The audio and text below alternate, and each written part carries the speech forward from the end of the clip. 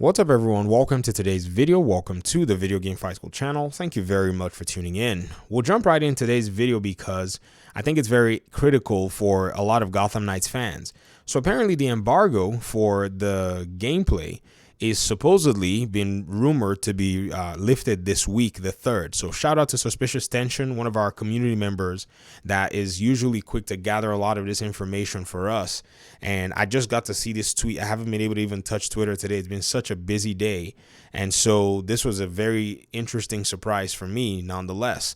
Apparently the tweet's been deleted, but this is saying from Insider Gaming that Gotham Knights media embargo is to be lifted on the week of October 3rd. Today is Monday, October the 3rd as of my recording of this video, so who knows? Maybe we're probably going to be seeing it sometime before the end of the week, and this is going to be very interesting. Now, as to the order of the embargo lifting, I don't really know how they're going to do it. Usually, individual content creators or independent content creators that do reviews like SkillUp and ACG are usually on the same timeline with IGN these days. Back then, IGN could probably maybe get some inside scoops like they did with the August reveal, in terms of the showcase for Gotham Knights. So that's usually how they play it. But then anything that comes around gameplay, these content creators across the board can get their hands on some of these. They usually will maybe fly them to, a specific location, or maybe they have them actually play the game via some online, medium. I remember with ACG and Assassin's Creed Valhalla, they had them play the game through, I can't remember exactly what the system was. It was kind of like a, server-based streaming thing, because at that time, we had COVID all over the place. So in order for them not to have to deal with all of the travel measures or, remain, in their own location, they kind of did that remotely. So we may be seeing something like that too across the board. But I'm really curious as to what it is that we're going to see in this gameplay reveal. Aren't you? I mean, we already got a good amount of gameplay.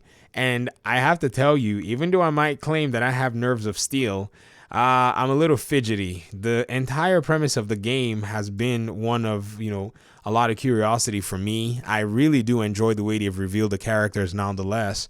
The way they showcased Batgirl, the way they showcased, what's his name?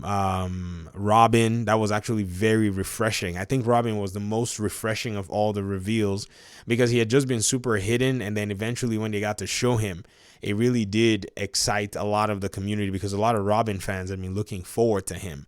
And then when you kind of think about how far we've come from the gameplay from 2020 at the DC Fandom event, that also kind of puts me in a really interesting position where, it was just 2 years ago and we were all sitting there in the month of August. And, I think, was it August or September? Or I can't remember exactly what month. But we're looking at this DC Fandom event thing and going, man, there's a new game and it's, right in front of us. But little did we know that the game was going to be so far off.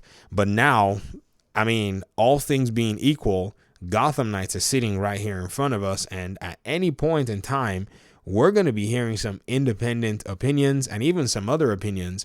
And it's going to be very interesting.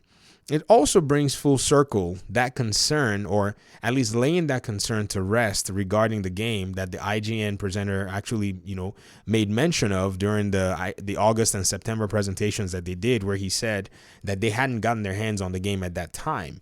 And so now, if this particular rumor is true, and I see no reason why it shouldn't hold some water, saying that we're getting so close to the release of the game, then I think that's actually pretty cool. That now we have people playing the game. Even though they're under NDA, they won't be able to say anything. We're going to hear some unfiltered thoughts surrounding Gotham Knights. It's going to be very interesting overall. So brace yourselves. If you're excited, maybe stay excited. If you're fidgety, stay fidgety.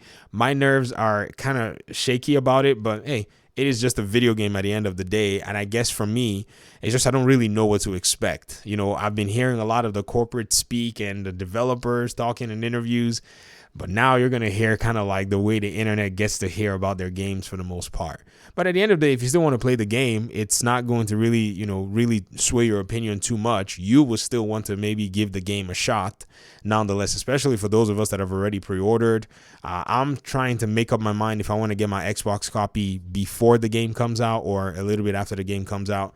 We'll see. It's kind of one of those things where I'm just kind of waiting. But I guess a lot of the information that we get, if this happens, is going to sway that. And I'm sure for more people, they may also get swayed at all. If I was to take a prediction, though, You know, I guess I'd probably leave that for a whole different video at this point. Let's just kind of leave this information here and let me hear your thoughts in the comment section. Predictions will come later, and we'll talk pretty soon. Thanks so much for watching the video, and hopefully, you know, we'll be seeing soon. Peace out.